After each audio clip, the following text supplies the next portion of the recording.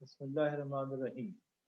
देखें कि हमने लास्ट टाइम ऑर्गेनिक केमिस्ट्री शुरू की थी। एक दिन तुमने इसको इंट्रोडक्शन कराया था और उसके बाद हमने ऑर्गेनिक केमिस्ट्री में कुछ चीज़ें पढ़ ली थी, जैसे कि हमने ओल्ड कॉन्सेप्ट पढ़ा था, फिर वाइटल फोर्स भी पढ़ी थी और फिर हमने पढ़ लिया था, उसमें हमने डिस्कस किया था।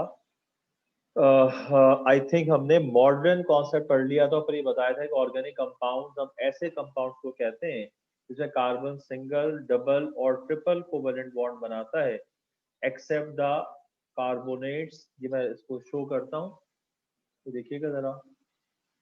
मॉडर्न कॉन्सेप्ट से हम शुरू करते हैं बेटा कि ये ऑर्गेनिक कंपाउंड्स हैं।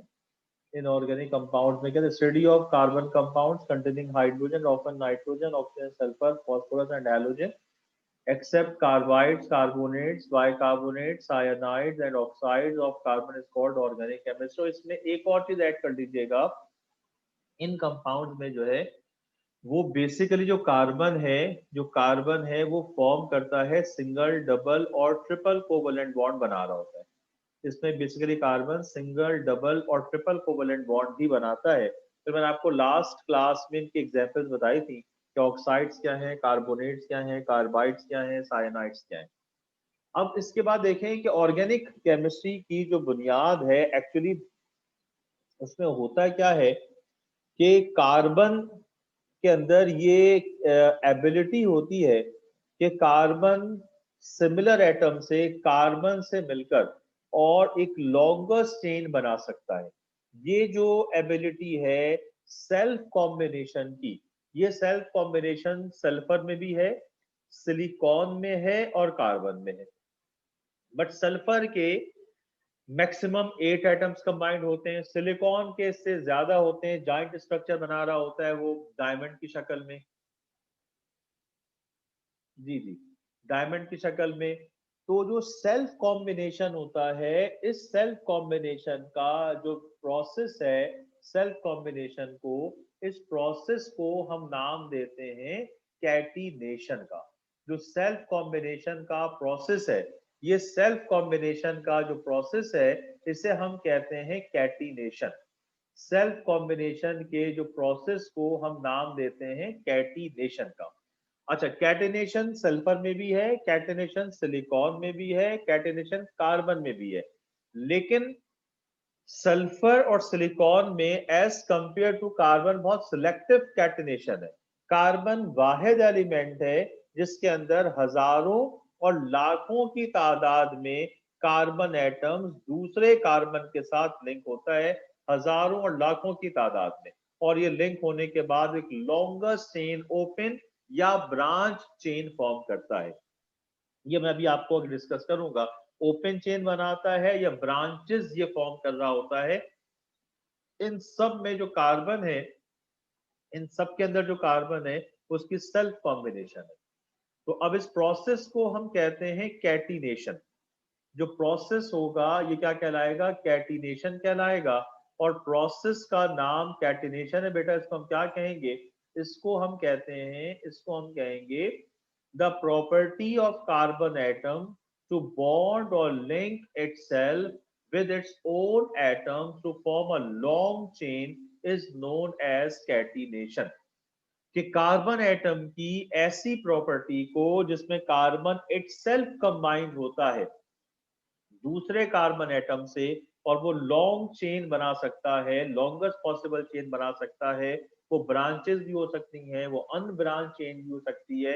इस लॉन्गेस्ट चेन सेल्फ कॉम्बिनेशन को हम नाम देते हैं कैटिनेशन का। ये सल्फर में सिर्फ 8 एटम्स मिलेंगे, सिलिकॉन में थोड़े ज्यादा मिलेंगे, लेकिन कार्बन में ये एबिलिटी नेचुरली पाई जाती है कि हजारों की तादाद में जो कार्बन एटम्स हैं वो दूसरे कार्बन एटम्स के साथ मिलकर जो है वो कॉम्बिनेशन करेंगे और इस प्रोसेस को हम नाम देते हैं कैटिनेशन का। इसकी एग्जाम्पल देखिएगा, ये आपके पास अनब्रांच चेन, अब देखें, और ये ब्रांच चेन, दो एग्जाम्पल्स आपके सामने आपको नजर आ रही हैं, अनब्रांच और ब्रांच चेन। अनब्रांच्ड के माने क्या है, देखिए स्ट्रेट कार्बन चल रहे हैं, carbon carbon carbon single bond के साथ ये कार्बन चल रहे हैं स्ट्रेट।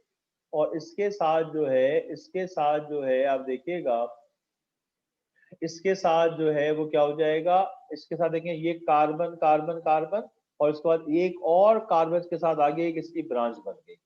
यहाँ देखें दो ब्रांचेस, ये कार्बन का एक ऊपर चला गया कार्बन, एक नीचे आ गया कार्बन पे हाइड्रोजन। तो ये जो है ब्रांच चेन कहलाती है, इसको हम अनब्रांच चेन कहते हैं।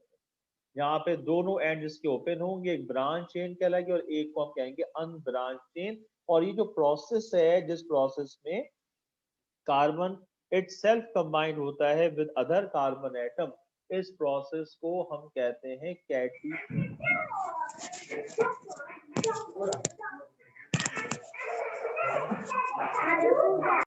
एक ऐसा प्रोसेस है जिसकी वजह से तमाम के तमाम जो ऑर्गेनिक केमिस्ट्री है, इस ऑर्गेनिक केमिस्ट्री की बुनियाद ही कैटिनेशन है कि सेल्फ कॉम्बिनेशन से हजारों लाखों की तादाद में कार्बन एटम्स हम कंपाउंड बनाते हैं। इसके बाद हम आते हैं, ये देखिएगा, ये है difference between organic and inorganic compound. इनका डिफरेंस आ गया, ये देख लें कि बुक का हिस्सा नहीं है, लेकिन थोड़ा सा, ताकि मैं चाह रहा हूँ कि आपकी ऑर्गेनिक केमिस्ट्री की बेस बन जाए। बहुत सारी ऐसी बातें हमें डिस्कस करनी पड़ेंगी तो तुम्हारे बुक का हिस्सा नहीं है, ज्यादा बेस बन जाए, ये हम डिस्कस करते हैं। अब देखें ऑर्गेनिक केमिस्ट्री में ऑर्गेनिक और इनऑर्गेनिक कंपाउंड का क्या फर्क है।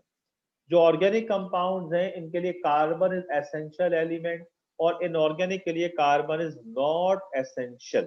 जितने भी ऑर्गेनिक कंपाउंड्स होंगे इसके लिए नेसेसरी है कि वो कार्बन कंपाउंड्स हो, या जितने भी ऑर्गेनिक कंपाउंड्स होते हैं उसका जो मेन स्केलेटन है, वो मेन स्केलेटन जो है वो कार्बन से बनता है। मेन स्केलेटन जो है वो कार्बन से बनता है। कार्बन के बगैर कोई भी ऑर्गेनिक कंपाउंड नहीं होगा। कार्बन के बगैर कोई भी ऑर्गेनिक कंपाउंड नहीं होगा। जो मेन स्केलेटन है वो बनेगा कार्बन। इसके बाद आ जाए number 2, built from favor elements carbon, hydrogen, oxygen, nitrogen, sulfur, phosphorus, and halogen. Atomic number of those elements except by ranges of 1 till 20. यानी जो जिन एलिमेंट्स में कार्बन के साथ जो दूसरे एलिमेंट्स पॉसिबल हैं, वो एलिमेंट्स कौन कौन से हैं? कार्बन है, ये तो मेन है, हाइड्रोजन है सेकंड नंबर पर, फिर ऑक्सीजन है, नाइट्रोजन है, सल्फर, फास्फोरस। और इन नंबर्स की जो एटॉमिक नंबर्स इनके जो है 1 से 20 तक जो है ये ऑर्गेनिक कंपाउंड्स का पार्ट होते हैं। जबकि इसमें क्या होगा, जितने भी नोन एलिमेंट्स हैं जो अब तक, जितने भी एलिमेंट्स हैं, जितने भी एलिमेंट्स हैं वो अब तक जो हैं, वो अब तक जो डिस्कवर्ड हो चुके हैं, वो तमाम के तमाम एलिमेंट्स इनऑर्गेनिक कंपाउंड बना सकते हैं। एटॉमिक नंबर 1 से 108 110 जो भी आप सपोज करें। All of them have covalent bonding. एक बड़ा मेजर डिफरेंस है कि जो ऑर्गेनिक कंपाउंड्स हैं उनमें लाजमी तौर पर कोवेलेंट बॉन्ड होगा, इसके अलावा कोई और बॉन्डिंग पॉसिबल नहीं है। और जो इनऑर्गेनिक कंपाउंड है, ये इनऑर्गेनिक कंपाउंड जो है वो आयोनिक और कोवेलेंट दोनों इसके अंदर होंगे। आयोनिक भी होगा और कोवेलेंट, दोनों कंपाउंड इसके अंदर मौजूद। लिहाजा ऑर्गेनिक कंपाउंड में सिर्फ कोवेलेंट होगा, और जो इनऑर्गेनिक कंपाउंड है उसमें कोवेलेंट और आयोनिक, और इसके अलावा जो है कोवेलेंट आयोनिक, और इसके अलावा जो है कोवेलेंट आयोनिक, और इसके अलावा जनाब कौन से कोऑर्डिनेट कोवेलेंट बॉन्ड भी बन सकते हैं। वैसे कोऑर्डिनेट कोवेलेंट बॉन्ड जो है वो ऑर्गेनिक में भी होता है। लिहाजा आयोनिक और कोवेलेंट मेजर बॉन्ड है। लिहाजा आयोनिक और कोवेलेंट जो है, आयोनिक और कोवेलेंट जो है वो होंगे इनऑर्गेनिक में, और ऑर्गेनिक में क्या होंगे? सिर्फ और सिर्फ कोवेलेंट। इसके बाद classified as ether, alcohols, aldehyde, amines and acids depending upon the functional group. ये हम आगे जाके पढ़ेंगे, बहुत इंपॉर्टेंट है फंक्शनल ग्रुप, ये इनके लिहाज से क्लासिफाइड होते हैं। और जो इनऑर्गेनिक कंपाउंड है इनको हम क्लासिफाइड करते हैं एसिड, बेस एंड सॉल्ट, जिनकी नेचर एसिडिक है या बेसिक है या वो न्यूट्रल है। इसके बाद देखिए, in molten state batch conduct of electricity their solutions behave as electrolyte. जो ऑर्गेनिक इनऑर्गेनिक कंपाउंड, उनमें से बहुत सारे इनऑर्गेनिक कंपाउंड के सॉल्यूशन जो है वो इलेक्ट्रोलाइट्स होते हैं। लेकिन जितने भी ऑर्गेनिक कंपाउंड्स हैं they are the bad conductor of electricity. वो इलेक्ट्रिसिटी का बैड कंडक्टर होते हैं। जो ऑर्गेनिक कंपाउंड्स हैं वो बैड कंडक्टर होते हैं। जो इनऑर्गेनिक कंपाउंड्स हैं ये इनऑर्गेनिक कंपाउंड जो हैं इनमें क्या होगा कि इन ऑर्गेनिक कंपाउंड्स के अंदर जो है, इन इनऑर्गेनिक कंपाउंड्स के अंदर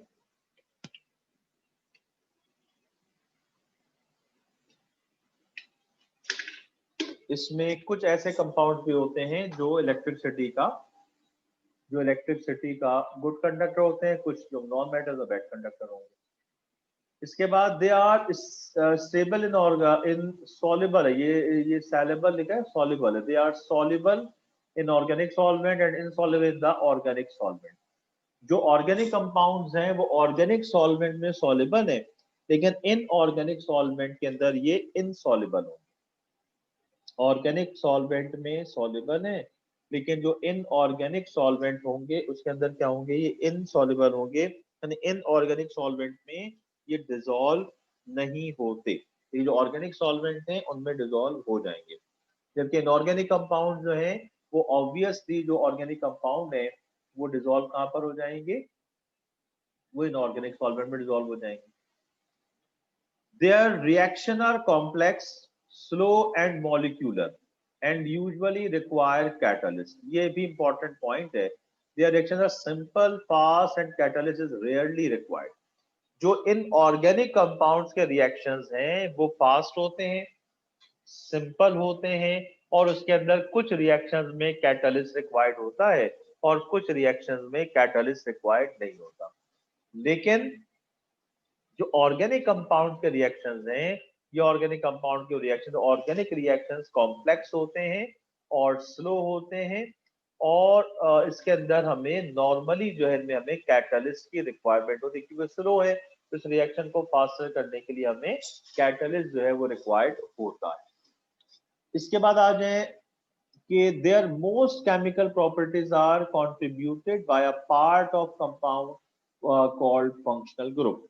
इसकी जितनी भी प्रॉपर्टीज होती हैं एक्चुअली ऑर्गेनिक कंपाउंड को एक पार्ट कंट्रोल करता है, तमाम रिएक्शंस उस पार्ट के थ्रू होते हैं, तमाम प्रॉपर्टीज उस पार्ट के थ्रू होती है और उस पार्ट को हम नाम देते हैं फंक्शनल ग्रुप का, जो हम इसके कुछ पॉइंट्स पढ़ाने के बाद हम इसकी डिटेल आपको बताएंगे। तो फंक्शनल ग्रुप एक्चुअली रिस्पॉन्सिबल होता है ऑर्गेनिक कंपाउंड की प्रॉपर्टीज, ऑर्गेनिक कंपाउंड के रिएक्शंस के लिए जो रिस्पॉन्सिबल है वो है फंक्शनल ग्रुप। और जितने भी कंपाउंड्स होते हैं उन तमाम कंपाउंड्स का अपना स्पेसिफाइड फंक्शनल ग्रुप होता है। जितने भी कंपाउंड्स होते हैं उन कंपाउंड्स का अपना स्पेसिफाइड फंक्शनल ग्रुप होता है और जो फंक्शनल ग्रुप किसी एक कंपाउंड का होगा वो दूसरे का नहीं होता। Properties contributed whole by whole compound, में जो कंपाउंड है वो उसकी प्रॉपर्टीज जो है पूरे कंपाउंड पर डिपेंडेंट होती है, उसकी प्रॉपर्टीज जो कंपाउंड्स की प्रॉपर्टी है वो पूरे कंपाउंड पर डिपेंडेंट होती है, लेकिन जो ऑर्गेनिक कंपाउंड्स की प्रॉपर्टी है ये प्रॉपर्टी डिपेंड किस पे करेगी, उसके फंक्शनल ग्रुप पर डिपेंड करेगी। Okay, exhibit have low melting points. इनका जो ये थोड़ा सा ये देखिए ये है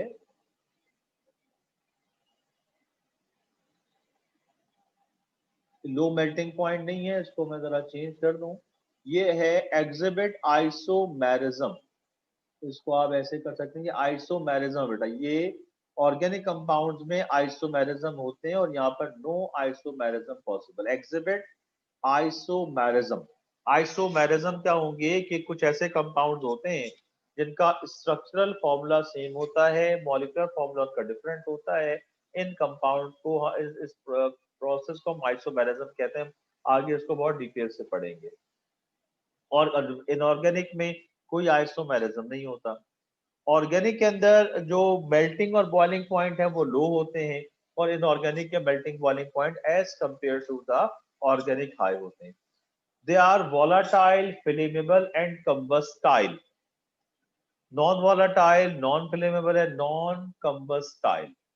ये जो ऑर्गेनिक कंपाउंड्स हैं इनमें कंबशन का प्रोसेस होता है, वोलाटाइल होते हैं, फ्लेमेबल होते हैं। जब आग लगेगी तो जो शोला निकल रहा होता है फ्लेम निकलता है। वोलाटाइल के माने इनका बॉइलिंग पॉइंट कम होता है, रैपिडली एवापोरेट हो जाते हैं। ये डिफरेंस है इनऑर्गेनिक और ऑर्गेनिक कंपाउंड्स का। ओके, देखिए मैंने लास्ट टाइम भी कहा था, फिर मैं आपसे कह रहा हूँ, बार बार आपसे रिक्वेस्ट कर रहा हूँ कि आपको जो भी अगर दरमियान में जो भी प्रॉब्लम है, आप मुझे फौरी तौर पर मैसेज कर दें। मैंने आपको सबको जो है वो अनम्यूट किया हुआ है, आप मुझसे बात कर लें, बता दें, ताकि वो पॉइंट साथ साथ क्लियर हो सके। एक और आपको एक बात बतानी थी भाई कि आपके 25 जनवरी से पेपर शुरू कर रहे हैं। अगर 18 से रिज्यूम हो जाता है तो हम 25 से पेपर शुरू कर रहे हैं। पेपर्स किस तरह से करना है, क्या करना है, ये इंशाल्लाह कल के बाद आपको डिसाइड करेंगे। टाइम टेबल आपको मिल गया है, सिलेबस आपको मिल गया है। अब उन सिलेबस को कंसर्न टीचर से डिस्कस कर लें। केमिस्ट्री में 1 से लेकर 5 तक है, चैप्टर नंबर 11 है, 6 चैप्टर्स केमिस्ट्री में शामिल है। तो आप इनकी प्रिपरेशन करें, मिड टर्म दें, ताकि आप प्रॉपर तरीके से आप उसको प्रिपरेशन कर सकें। और इसके साथ साथ जो है, इसके साथ साथ मैंने इस दफ़ा कोशिश की है, इस दफ़ा फिर कि हम आपका फंक्शन ऑर्गेनाइज कर सकें। तो आप में से जो इंटरेस्टेड है वो मुझे इन्फॉर्म कर दे, बता दे, ताकि हम उस लिहाज से कितने इवेंट हो सकते हैं, क्या हो सकते हैं, टाइटल वगैरह के लिए इसको हम मैनेज करना है। तो आप मुझे लाजमी इन्फॉर्म करें आप में से कौन कौन स्टूडेंट, क्योंकि आप लोग सीनियर क्लास हो, आपको देखकर दूसरे बच्चों के अंदर मोटिवेशन आएगी।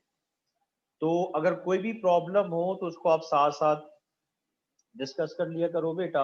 अब जनाब ये तो हो गया डिफरेंस। अब कुछ बड़ी इंपॉर्टेंट चीजें जो आपको बतानी है, अब जरा इसको आप देखिएगा। ये असल चीज जो है ये आ गई, ये बहुत बहुत इंपॉर्टेंट चीजें हैं बेटा, इसको जरा देखिएगा कि इसमें हमने क्या अब डिस्कस करना है। सबसे पहली बात हम आते हैं एलिमेंट्स के ऊपर कि जो कंपाउंड हमारे पास हैं, कि elements elements other than carbon. Carbon तो एसेंशियल हो गया ना बेटा, कार्बन तो हो गया एसेंशियल, इसके बगैर तो ऑर्गेनिक कंपाउंड बनेंगे। इसके अलावा जो एलिमेंट्स होते हैं, उन एलिमेंट्स को जरा देख लें, उन एलिमेंट्स को हम देख लेते हैं कि इनके अलावा जो एलिमेंट्स हैं, इन एलिमेंट्स में एक एलिमेंट जो है, एक एलिमेंट जो है, इन एलिमेंट्स में एक एलिमेंट जो है वो हो गया हाइड्रोजन। ठीक है भाई। इसके बाद जो दूसरा एलिमेंट है,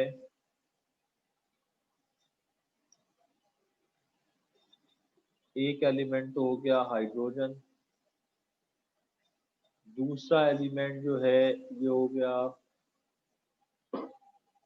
दूसरा एलिमेंट जो है ये हो गया सल्फर, तीसरा एलिमेंट जो है ये हो गया नाइट्रोजन, चौथा एलिमेंट जो है ये हो गया जनाब ऑक्सीजन, बल्कि हैलोजन।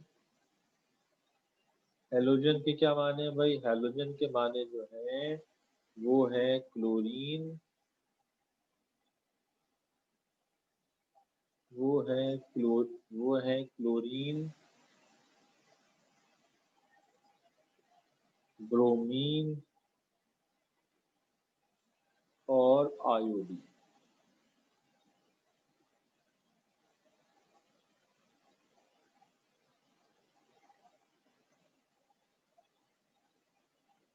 हाँ, इनके मीनिंग्स हैं सॉल्ट प्रोड्यूसर बेटा। इसके बाद जो है वो है ऑक्सीजन।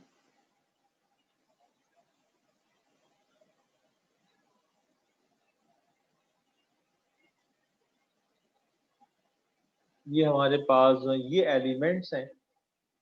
मेन जो स्ट्रक्चर है वो कार्बन से है, और बाकी जो है ये एलिमेंट्स आपको ऐसे मिल जाएंगे। इनमें थोड़ा सा मैं स्पेस दे दूं ताकि आपको जो है वो ये समझ में आ सके। अच्छा, नाइट्रोजन में देखिएगा, नाइट्रोजन जो है इसमें,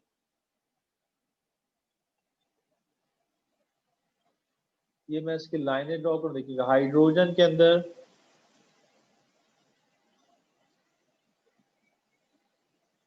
सल्फर में ये बॉन्डिंग है बेटा, नाइट्रोजन में अभी स्पेस नहीं है,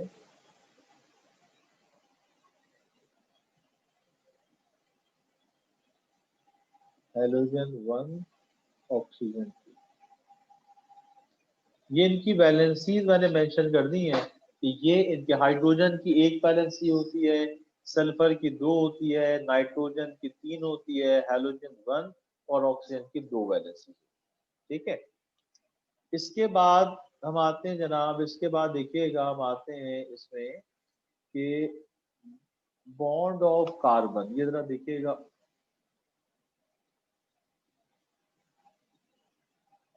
बॉन्ड ऑफ कार्बन की हम बात कर रहे हैं, बॉन्ड ऑफ कार्बन की हम बात कर रहे हैं, bond of carbon, bond of carbon.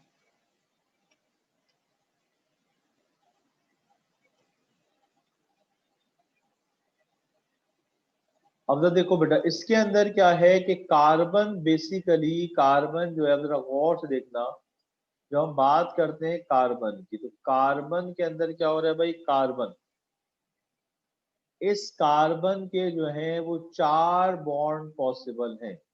Carbon के, क्योंकि कार्बन 4th ग्रुप से बिलोंग करता है, लिहाजा कार्बन के देखिएगा नंबर 1, अगर मैं इसको लिख दूं नंबर 1, नंबर 1 अगर मैं इसको लिख दूं, नंबर 1 जो है, नंबर 1 अगर मैं इसको लिख दूं, नंबर 1 जो है, देखिए नंबर 1,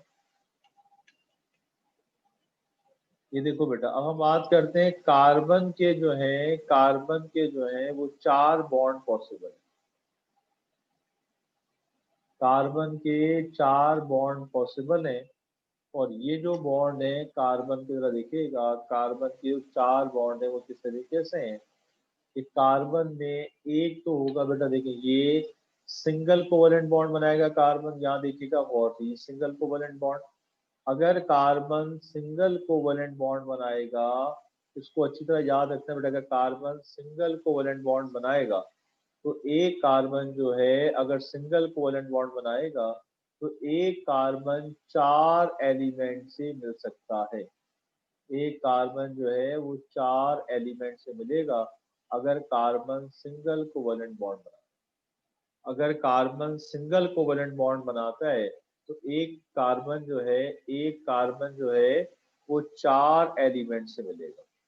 एक कार्बन क्या होगा, 4 एलिमेंट से मिल सकता है अगर कार्बन सिंगल कोवलेंट बॉन्ड बना रहे।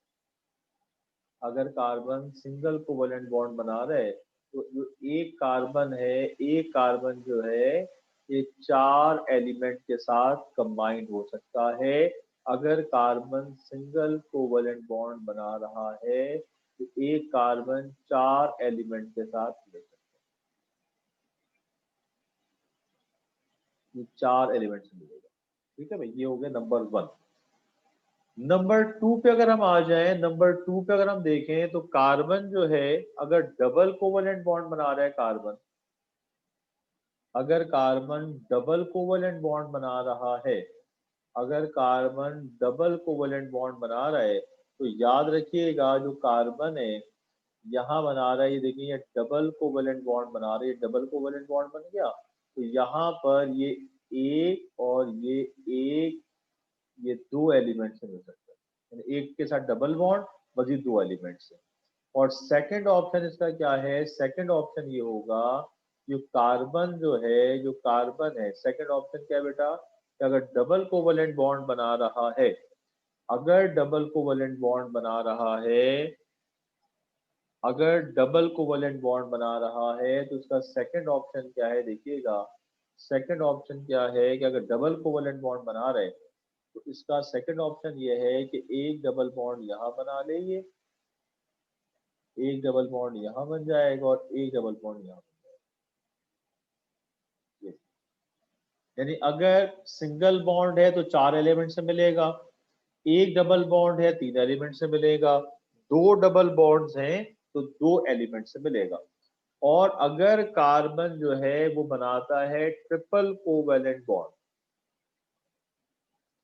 अगर कार्बन बनाता है ट्रिपल, ये जरा बहुत इंपॉर्टेंट चीजें हैं बेटा, इसको जरा ध्यान में रखिएगा। ये बहुत ही इंपॉर्टेंट चीजें हैं जिसके बगैर जो है वो आपको ऑर्गेनिक केमिस्ट्री में प्रॉब्लम होगी। अगर कार्बन ट्रिपल कोवलेंट बॉन्ड बना रहा है तो ट्रिपल कोवलेंट बॉन्ड में एक कार्बन जो है वो दो एलिमेंट से मिल सकता है।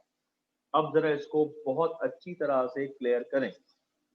अगर कार्बन सिंगल कोवलेंट बॉन्ड बनाता है, अगर कार्बन सिंगल कोवलेंट बॉन्ड बनाता है तो एक कार्बन है वो चार एलिमेंट के साथ कंबाइन हो सकता है सिंगल कोवलेंट बॉन्ड के साथ, और इन चार कोवलेंट बॉन्ड से चार एलिमेंट्स आपस में कंबाइन हो जाएंगे। अगर कार्बन डबल कोवलेंट बॉन्ड बना रहा है, अगर कार्बन डबल कोवलेंट बॉन्ड बना रहा है तो डबल कोवलेंट बॉन्ड में क्या होगा कि कार्बन के दो ऑप्शंस हैं। अगर एक डबल कोवलेंट बॉन्ड बनाएगा तो कार्बन तीन एलिमेंट से मिलेगा, एक के साथ डबल बॉन्ड होगा, दो के साथ सिंगल बॉन्ड। अगर कार्बन दो डबल बॉन्ड बना रहा है तो इसके अंदर क्या होगा कि दो एलिमेंट से कंबाइंड होगा। अगर कार्बन ट्रिपल बॉन्ड बना रहा है तो ये दो एलिमेंट से मिलेगा, एक के साथ ट्रिपल बॉन्ड और एक के साथ सिंगल बॉन्ड। ये चार पॉसिबिलिटीज हैं। अगर कार्बन सिंगल, डबल और ट्रिपल बॉन्ड बनाता है तो there are four possibilities to connect the carbon और combine the carbon with itself और विद अदर एलिमेंट्स। जब इनमें कैटिनेशन का प्रोसेस होगा, जब भी इसी तरीके से ये कंप्लीट करेंगे, बॉन्डिंग करेंगे, और अगर इसके अंदर कैटिनेशन नहीं हो रहा, किसी और एलिमेंट से मिलते हैं, जब भी बॉन्डिंग के हवाले से यही सेटअप रहेगा। तो कार्बन के अंदर जो बॉन्ड है वो चार कोवलेंट बॉन्ड है, क्योंकि कार्बन बिलोंग करता है फोर्थ ग्रुप से। इसके आपके शेल में चार इलेक्ट्रॉन्स हैं, ये चार इलेक्ट्रॉन्स है, सिंगल बॉन्ड बना सकता है, डबल बना सकता है, ट्रिपल बना सकता है। सिंगल में चार एलिमेंट से मिलेगा, डबल के अंदर जो है ये या तो अगर एक डबल बॉन्ड बना रहा है तो ये तीन एलिमेंट से मिलेगा, एक में डबल बॉन्ड बाकी दो के साथ सिंगल बॉन्ड। अगर ये डबल बॉन्ड दो बना रहा है तो दो एलिमेंट से मिलेगा, और अगर ये ट्रिपल बॉन्ड बना रहा है तो ये मजीद एक एलिमेंट से मिल सकता है, एक के साथ ट्रिपल बॉन्ड बनाएगा, एक के साथ ही कंबाइंड। सही है बेटा? किसी को भी प्रॉब्लम हो भाई तो साथ साथ पूछना, ये बड़ी इंपॉर्टेंट चीजें हैं, बहुत इंपॉर्टेंट नहीं है। अब हम आते हैं, एक तो आ गया हाइड्रोकार्बन की तरफ हम आते हैं।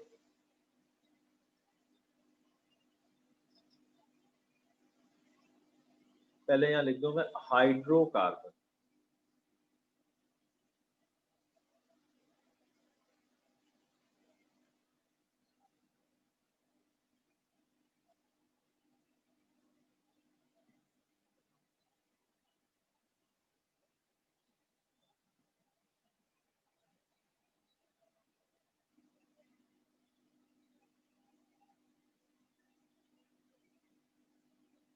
नहीं, एक साथ तो चार बना ही नहीं सकता ना बेटा।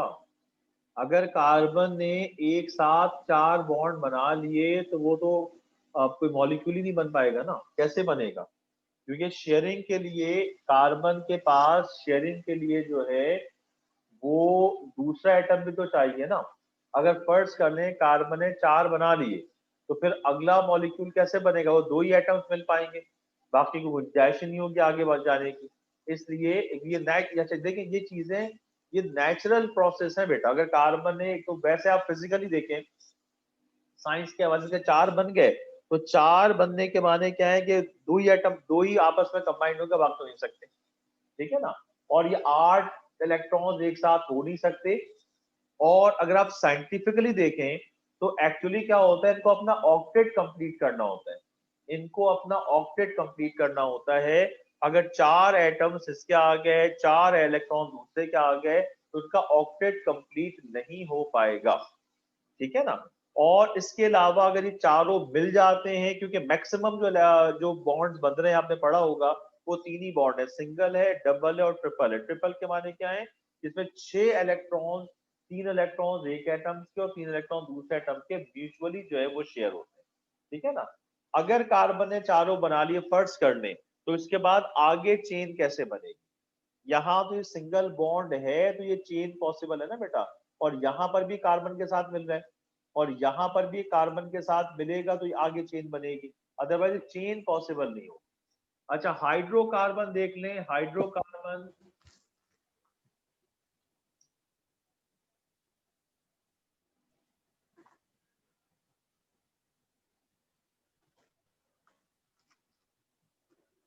या या बाबा बाबा मम्मा रुच रुच रुच लॉन्गेस्ट पॉसिबल चेन बना, अगर चौथा बॉन्ड बनता नहीं है, अगर हम आपकी बात मान ले कार्बन ने 4 बॉन्ड बना दिए तो इसके माने क्या है कि 2 ही कार्बन बैठे रहेंगे, आगे कैसे चलेंगे? या तो हजारों और लाखों कार्बन से मिलता है, इसलिए वो पॉसिबल नहीं।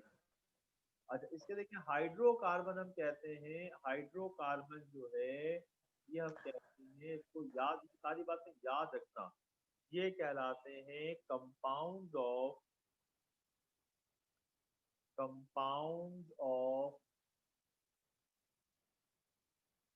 Carbon and hydrogen are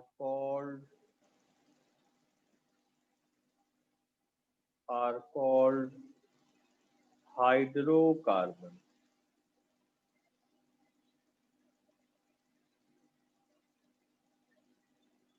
Are called hydrocarbon. देखिए कि जो हाइड्रोजन और कार्बन के कंपाउंड्स होते हैं, इन कंपाउंड्स को हम हाइड्रोकार्बन कहते हैं। देखिए ये एक पूरी फैमिली बन जाती है, 3 फैमिलीज हैं, इसमें सिर्फ ऐसे कंपाउंड होंगे जिसमें हाइड्रोजन होगा और कार्बन होगा। इसके अलावा भी याद रखिएगा कि कार्बन की जो फैमिली होती है, कार्बन में क्योंकि उसके 4 बॉन्ड्स पूरे करने होते हैं, जब 4 बॉन्ड्स में, एक्चुअली टाइम काफी कम रह गया है, जब 4 बॉन्ड्स पूरे करने होंगे तो कार्बन के चौथे बॉन्ड को सर्टिफाइड करने के लिए हम हाइड्रोजन को इस्तेमाल करेंगे। इसको मैं आपको ऐसे बताता हूं, जरा नोट कीजिएगा, इसको हम कल और डिटेल से पढ़ेंगे। जरा देखिए, नोट कीजिएगा बेटा। फर्स्ट कर लो कि हमारे पास ये कार्बन की एक चेन, या देखिए ये कार्बन, फिर ये कार्बन, फिर ये कार्बन, फिर ये कार्बन, फिर ये कार्बन। अब ये कार्बन की चेन है, हमें हर कार्बन के 4 बॉन्ड पूरे करने हैं। तो अगर यहाँ पर कुछ भी नहीं लिखा हुआ, सिर्फ कार्बन लिखा हुआ है, तो ये अंडरस्टूड है कि इसके साथ हाइड्रोजन मौजूद होगा। अगर सिर्फ कार्बन, ही अंडरस्टूड है कि इसके साथ क्या होगा, हाइड्रोजन। अब जितने बॉन्ड कार्बन यूज कर चुका है और 4 में से जितने यूज कर लिया, जो अनयूज है इतने लगा दोगे हाइड्रोजन। जैसे कि इसने कितने यूज कर लिया, 1 बॉन्ड, तो इसके साथ कितने बॉन्ड आ जाएंगे, 3, और इन तीनों के साथ क्या आ जाएगा, हाइड्रोजन आ जाएगा। इन तीनों के साथ आ गया हाइड्रोजन। इस कार्बन को देखें, 1 और 2 दो आ गए, यहाँ पर क्या आ जाएंगे भाई, 2 हाइड्रोजन आ जाएगा। यहाँ पर क्या आ गया, 2 हाइड्रोजन। यहाँ 1 एंड 2, यहाँ 1 एंड 2 आ गया। ये जरूरी है कि बॉन्ड में जो कार्बन के सर्टिफाइड करने आपने, इसमें सिर्फ और सिर्फ हाइड्रोजन लगाएंगे। अगर कुछ नहीं लिखा हुआ तो आप हाइड्रोजन की प्लेसमेंट करेंगे।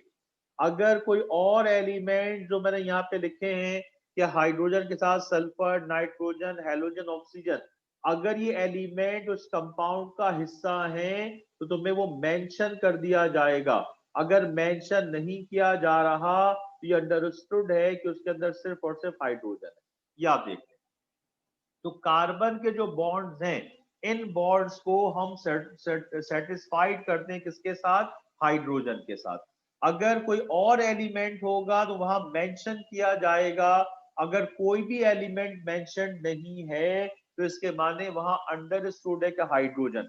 अब इसको आप ऐसे याद रखिएगा कि जो ऑर्गेनिक कंपाउंड्स हैं इसमें 2 एलिमेंट्स 100% 2 एलिमेंट्स होंगे, एक हाइड्रोजन और दूसरा कार्बन। कार्बन मेन स्केलेटन बनाएगा, बगैर कार्बन के ऑर्गेनिक कंपाउंड नहीं होगा। और इसके साथ जो दूसरा एसेंशियल एलिमेंट है वो हाइड्रोजन होगा। हाइड्रोजन अंडरस्टूड है कि कार्बन के साथ मौजूद है, नहीं लिखा हुआ, सिर्फ सी सी सी लिखा हुआ है, इसके माने क्या है, वहां पर हाइड्रोजन है। अगर कोई दूसरा एलिमेंट है वो मेंशन होगा, अगर वो एलिमेंट मेंशन नहीं है, आपने सिर्फ वहां पर सी सी जो मैंने अभी लिखा था ऐसे लिखा हुआ है, तो वहां पर उसके बॉन्ड को पूरा करने के लिए, फुलफिल करने के लिए हम हाइड्रोजन इस्तेमाल करेंगे। यानी अब इसको हम और मॉडिफाइड कर लें कि और जितने भी ऑर्गेनिक कंपाउंड्स हैं उसमें दो एलिमेंट्स में लाजमी मिलेंगे, एक कार्बन और दूसरा हाइड्रोजन। इनके बगैर ऑर्गेनिक कंपाउंड पॉसिबल नहीं है। जो मेन स्ट्रक्चर बनता है वो कार्बन से और उसकी फिलिंग जो होती है वो हाइड्रोजन से। इसके अलावा अगर नाइट्रोजन है, अगर ऑक्सीजन है, हैलोजन है, सल्फर है, फास्फोरस है, तो वो अगर कंपाउंड का हिस्सा है तो आपको उसमें मेंशन करेंगे। अगर मेंशन नहीं है तो इसके माने वो कंपाउंड का हिस्सा नहीं है और आपने बाकी फिलिंग करनी है हाइड्रोजन की। फिर सल्फर, नाइट्रोजन, ऑक्सीजन जो है ये किसी एक या दो कार्बन के साथ होंगे और जो रिमेनिंग जितने कार्बन है उन सब में आपने हाइड्रोजन लगाना है। टाइम खत्म हो गया है बेटा, तो इंशाल्लाह कल हम इसके आगे बढ़ेंगे। कल की क्लास बड़ी इंपॉर्टेंट है बिकॉज ये जो चीजें जो मैं आपको बता रहा हूँ ये हम कल कंटिन्यू करके कंप्लीट करेंगे। तो कल की बड़ी इंपॉर्टेंट क्लास है, लाजमी उसको आपने आना है, ठीक है भाई। Okay, that's all today.